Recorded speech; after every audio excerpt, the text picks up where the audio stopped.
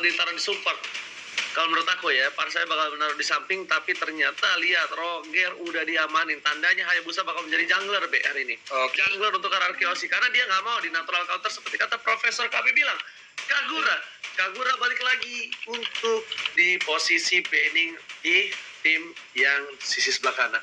Tapi kalau bisa aku bilang satu, ini RRQ Oshi terlihat cukup signifikan perbandingan yang kemarin dan sekarang dengan adanya shot call dari Finn. Ini nggak tahu aku aja yang ngerasa atau Pak Pulung dan juga KB juga ngerasain hal yang sama. Gimana Pak Pulung?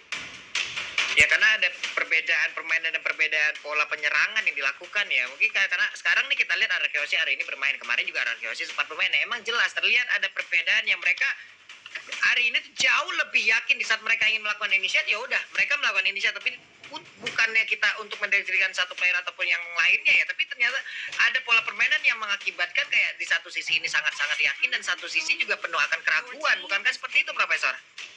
Iya, aku bisa bilang bahwa kayak seolah di sini RRQ Oshi lebih confident, apalagi dengan pick yang sudah diamankan terlebih dahulu 3, mereka kuat banget untuk dari segi team fight, kiting playstyle, apalagi dengan Esmeralda berarti team fight-nya akan team fight jangka panjang, akan tarik ulur, entah dia akan menggunakan flicker atau bahkan purify. Aku tetap setuju, apalagi ada satu buah Angela di sini yang akan sangat membantu sekali pergerakan absorb damage dari Force Mount Shield, sehingga durability dari Esmeralda juga bisa kita bilang tidak akan main-main untuk di team fight jangka panjangnya nanti. Tidak ada Chow, tidak ada Lunox, artinya di sini bisa dibilang Esmeralda dari RRQ Oshi agak sedikit bebas, apalagi hanya ada Saber sebagai salah satu contender damage dengan triple sweep-nya.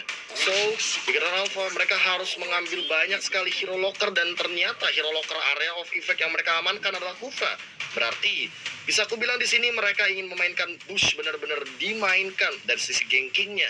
Namun, menurut aku RRQ Oshi juga bisa menabrak balik kalau seandainya mereka membawa satu hero dengan damage yang sangat amat tinggi dengan area of effect yang mereka, kalau bisa aku bilang, masih kurang nih dari RRQ Oshi. Gimana kalau dari Ranger Mas sendiri melihat Kufra yang sudah diamankan area of effect-nya?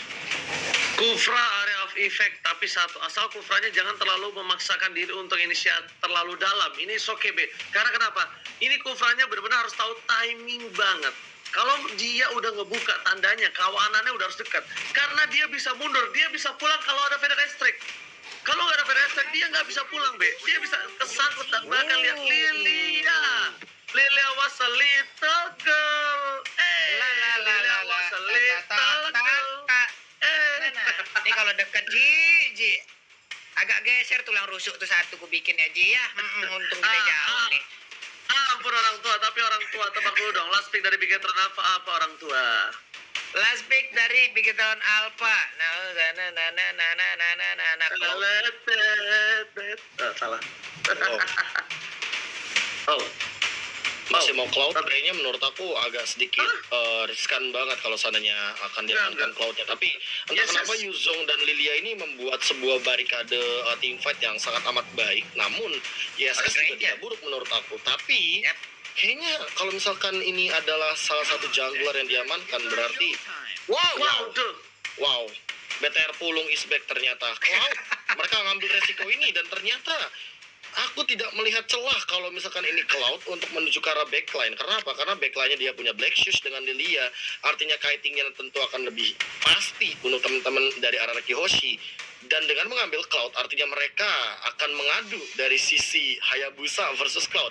Yang mana dari early stage kita tahu sendiri Hayabusa ini sangat amat unggul ketika berhadapan dengan Cloud. Dan membawa Marksman sebagai salah satu kontender untuk di jungle. Ini menurut aku udah benar-benar membawa resiko bagi teman-teman Bigetron Alpha. Tapi balik lagi, back again in the day, alasan dari AG mengambil Cloud artinya mereka ingin insurance late game. Mereka mau asuransi late game yang lebih pasti lagi untuk bertanding nanti ketika Yuzong dan juga Lilia lebih bisa bermain di stage mereka. Dan inilah dia untuk game kedua. Langsung saja Pak Pulung dan juga Ranger Mas, take it away. Alright, thank you Profesor Kameter. Hormat kali ini kita back to the game. Bigetron Alpha masih memiliki kesempatan untuk membalikan keadaan di game kali ini, dan juga tentunya Cloud memang betul ini bisa memberikan area of effect damage, bisa damage per second, tapi lihat Rainbow seperti yang udah aku duga bakal berada di arah mid lane, dan seorang Matt akan menggunakan Parsha. Tapi ternyata salah satu invasi kali jungle belum dilakukan oleh para pemain dari tim RRQ Yoshi karena tahu, lihat ada informasi yang diberikan. Dino defense telah dikeluarkan, tapi bahkan Rainbow dengan flickernya menuju ke arah belakang. Ini salah satu hal yang gak baik. Kenapa? Udah ada informasi diberikan, tidak ada flicker. Dan orange buff dari tim Bigetron Alpha masih terbuka dengan sangat bebas. Apakah akan ada invasi? Ternyata tidak. RRQ Yoshi menurunkan tempo permainannya, tidak mau terlalu terburu-buru karena di sini Albert bukan menjadi serigala berbulu domba, tapi menjadi ninja Hattori, Pak Bulu. Mendaki gunung, lewati lembah, sungai mengalir indah ke samudra. Bukan seperti itu kah lagunya? Cuman kalau gue melihat bagaimana pick-pickan yang udah diambil oleh Bigetron apa di saat mereka menemui kesulitan dan melihat bagaimana pick yang udah diamankan oleh RRQ Yoshi, comfort hero adalah solusinya. Itu menurut gue nih, Oji ataupun Profesor KB. Comfort hero ataupun rumah, feel like home. Karena rumah ataupun kenyamanan itu adalah kunci dari segalanya. Dan sekarang kita lihat aja udah ada Tyrant Defense tapi langsung lompat ke bagian depan, tapi langsung balik lagi bahkan dengan bocing bola yang dia miliki. Cuman dengan shadow killnya first blood pun langsung diamankan. 2 orang sekaligus dari Bigetron Alpha harus kehilangan nyawa di menit yang belum masuk kedua ini, Profesor dan juga Oji. Ya, seperti yang aku bilang bahwa template-nya, textbook-nya Hayabusa akan sangat amat memberikan pressure apalagi di early game untuk seorang Cloud. Saya balik lagi, kalau misalkan mereka berhasil untuk membawa ini ke late game, mereka punya Cloud, mereka punya Varsha, artinya late game insurance mereka lebih pasti dari Bigetron Alpha. Tapi ternyata Sin yang akan menjadi korban kali ganking yang dilakukan ke arah bawah akan membuahkan hasil untuk kill, tapi tidak dengan objektifnya. Karena dari sisi turret ini masih jauh banget untuk teman-teman dari Bigetron Alpha. Sementara mereka harus kehilangan Turtle di menit yang kedua, Ranger Mas. Alright, dan bahkan dari bottom lane seorang Brand kali ini belum mendapatkan purple buff-nya. Lihat, purple buff-nya terreset begitu saja. Finn seorang diri. Lihat, Brand langsung kabur dengan mirror image-nya. KYY pun harus mau nggak mau harus ganggu pergerakan dari seorang Finn. Tapi ternyata di sana Coach Shadow udah mulai masuk. Belum ada shadow kill. Ditahan begitu saja. Satu buah shadow kill ke arah depan, ke arah belakang. Kembali lagi dan Vader Strike berhasil menjemput Dalian Lilia Wasalita. Kali ini berhasil kabur dari satu buah Vader Strike, berhasil kabur, tidak berhasil ditumbangkan begitu saja. Tapi Pak Pulu di sini concernnya adalah Bigetron, kita tahu adalah tim yang sangat-sangat kuat untuk membawa game ini ke arah late game. Dan karena mereka pede akan hal itu, mereka mampu menggunakan seorang Cloud dan tinggal mereka mengeksekusi. Karena kalau menurut aku bilang, kalau misalnya Brand nanti bisa sampai ke late game, kalau Brand mampu bisa berada masuk ke arah backline dengan posisi terbuka dan bebas, ini sangat-sangat tidak bisa ditahan oleh RRQ Yoshi. Dan bahkan langsung ada Tyrant dikeluarkan begitu saja bersama dengan satu buah triple sweep, blazing 2 ke arah belakang dan bahkan memberikan hasil. Orang mendapat 1 poin dan lagi-lagi Bansin harus tumbang. Meanwhile di tengah sana Albert masih mendapatkan 1 poin. Setidaknya ada oleh-oleh untuk para pemain dari tim RRQ Yoshi. Papul silakan. 1 untuk 2 player lewat fight barusan ini akan menjadi hal yang sangat cukup worth it untuk bisa diamankan oleh Bigetron Alpha. Lihat aja di atas sana dengan Black Dragon Form dia mencoba untuk menyelamatkan diri tapi masih ingin lebih, mencolek sedikit ke arah Xbox-nya, maju lagi. Udah ada hardcut dari Angela yang langsung masuk ke arah tubuh dari Uzongnya. Dia pun tidak bisa bertahan, bahkan untuk Angela-nya tertinggal. Masih ada Clay yang bisa memberikan backupan. Tidak jadi, kehilangan player jauh lebih banyak sekali. Hanya saja di bagian tengah KYY hampir bisa dihabiskan oleh Alpha dengan menggunakan Hayabusanya. Sedikit lagi HP tersisa dan juga KYY pun menjadi korban untuk kali ini, Oji. Miscalculation yang dilakukan oleh seorang R7 kali ini menumbangkan dia di arah top lane. Tapi ternyata Albert menukarnya lagi dan lagi. Albert ini memang sayang sama abang-abang aliennya. Kenapa? Karena Albert selalu memberikan hadiah ketika RRQ Yoshi ditumbangkan. Oke, gue kasih lo buah tangan, 1 poin kill, 1 buah turtle. Itu hadiah yang cukup baik dan cukup indah untuk abang-abangnya. Tapi di bottom lane sana, lihat, Sin gak bisa keluar rumput. Dan bahkan PYN kali ini bersama dengan Clay udah berada di arah bottom lane. Apakah Sin bakal maju ke depan? Rainbow juga sudah berada di arah rumput. Siapa yang melakukan ganking untuk pertama kalinya? Rainbow memberikan informasi. Di sana ada 3 orang. Matt, ganteng, mundur yuk ganteng. Gitu Pak Pulu. Kalau ganteng mundur ya. Berarti kita-kita itu tua-tua ini ya udah maju aja gitu. Tapi walaupun tubuhku tua, tapi tidak dengan cintaku yang bisa bertahan sepanjang masa ya. Oji dan juga KB kalian dengarkan itu. Oke, walaupun tubuhku rentah, tapi akan kubela perjuangan cintaku sampai ke titik nafas terakhir. KB Pulu dengar itu. Iya, walaupun bisa dibilang tertinggal dalam waktu yang lama, tapi kita akan bertemu di waktu yang terbaik nantinya. Itemization ya, kita bisa lihat ada Immortal yang cukup unik dari Ripo, tapi kali ini Triple Shot dan Team Fight kali ini bakal menjadi kerugian kalau seandainya RRQ Hoshi akan kalah di Team Fight kali ini, Ranger Mas. Oke, tapi ternyata di sana seorang Albert muncul ke arah belakang. Bang Sin datang mencoba untuk mendapatkan satu buah poin tambahan dan berhasil. Satu untuk satu lagi, pertukaran Brans menuju ke arah belakang. DMS-nya belum bisa diterima. Rainbow gak bisa ngapa-ngapain, gak punya triple sweat dan bahkan satu buah pintu red yang seberharga kamu di mata aku sudah dihilangkan begitu saja. Bahkan para pemain dari tim Big Gator Alpha tak mampu menahan semua damage yang diberikan. Dan jangan lupa buat kalian semua, lihat di top lane sana ada Bang Sin memberikan damage begitu saja. PDST mencoba digocek, tapi ternyata berhasil didikoy dan kill sprint dapatkan. MATT ganteng dong, jago banget. Dan bahkan lihat Bang Sin yang sudah timbang sekarang berada di snake video shot dan didapatkan. Jangan lupa support momen kalian seperti momen yang tadi. 3 versus 1.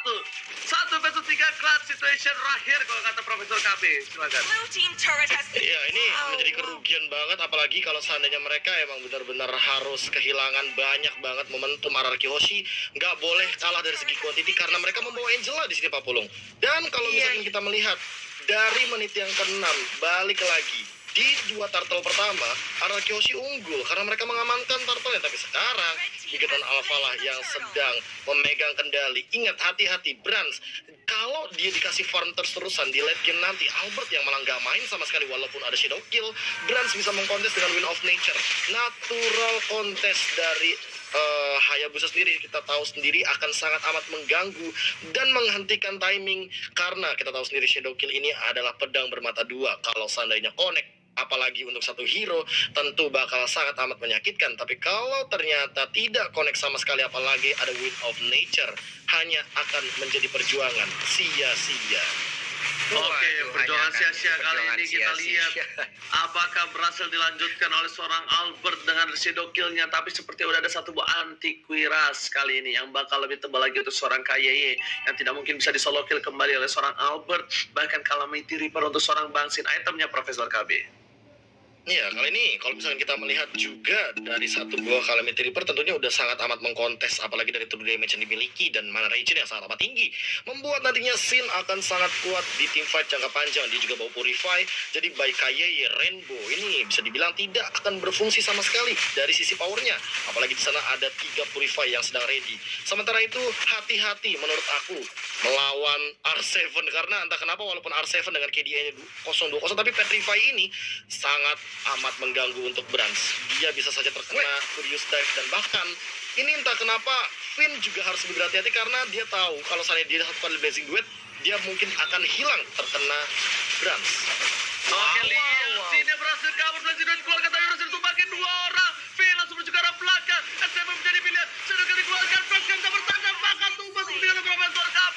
Harus berhati-hati, Bedang Sek telah dikeluarkan, tapi kali ini para pemain dari tim Bigetron Alpha mereka harus putus. Mereka kehilangan saking mereka kehilangan Brans King kali ini tidak bisa bertahan pas Brans ternyata gagal untuk mengawal pergerakan dari sang presiden Brans, Pak Ulung. Ya, sebelumnya nih udah ada player gold PLP mandiri dengan Brans pengeluaran goldnya jauh lebih tinggi. Hanya saja tadi ada sebuah pergerakan yang dilakukan oleh Clay, itu bagus banget. Dia nahan Black Shoes-nya untuk bisa mempertahankan pergerakan dari Cloud agar tetap berada dengan dirinya. Di saat itu ada timing yang sangat pas juga R7 yang udah dimasukin oleh Hardguard, yang dimasukin langsung oleh Angela-nya, itu bisa menabrak langsung, memberikan damage terhadap Brans. Brans pun menghilang lewat fight barusan. Seperti itu Profesor KB, dari apa yang gue lihat barusan, bener apa enggak tuh kira-kira? Ya, yang sudah aku prediksikan juga bahwa sebenarnya walaupun R7 dari tadi ya KDA-nya tidak terlalu baik dalam konotasi 020, tapi dengan Petrify yang ia bawa ini cukup mengerikan karena Brans di backline tentu akan sangat amat bisa dibilang berbahaya sekali, apalagi dengan ya kita tahu sendiri itu ada slow effect dari Clay dan tidak adanya battle mirror image, membuat damage dealt dari Clay bahkan tertinggi untuk di game kali ini di 10 menit game kita. Walaupun dia level 10 yang bisa dibilang belum menyentuh ke level belasan 11-12, tapi entah kenapa slow effect yang diberikan ke arah KYY aja udah sampai dengan 49.000 dan bahkan mendinai banyak sekali kemungkinan bagi teman-teman Bigeton Alpha, karena apalagi udah ada glowing one, bakaran damage dari Clay tentu akan sangat mengganggu Purify, and that's the fight kali ini Ranger Mas. Oke, langsung coba dipasang begitu saja. Sanity telah keluar seorang Ripo, tapi lihat R7 ke arah belakang. Burung dari seorang Matt menjadi pilihan. Bras masih mengekir. Bras masih menyimpan sebuah blazing duet yang akan dia keluarkan begitu saja. Informasi telah diberikan oleh seorang Albert di depan sana. Ada seorang Bras. Tapi para pemain dari tim Anarchy mereka nggak punya source skill. Mereka nggak mau terlalu terburu-buru. Mereka juga nggak mau lord. Yang pasti mereka akan memaksakan ke arah Ripo. Bras mencoba take over Falling Star. Betul dikeluarkan. Immortal ini tidak pakai satu buah blazing duet. Bras telah dikeluarkan begitu saja. Albert siap standby di arah belakang. Mencoba mencuri tapi triple swipe yang fight from Ripo. Mencatat pergerakan dari seorang Albert. Triple swipe yang ditahan. Trigger disiplin yang dilakukan. Rainbow berhasil membersihkan pergerakan Brand. Membersihkan pergerakan Albert. Mencuri seorang Brand kali ini. What a play from Rainbow. Bukan sembarang murid Profesor KB.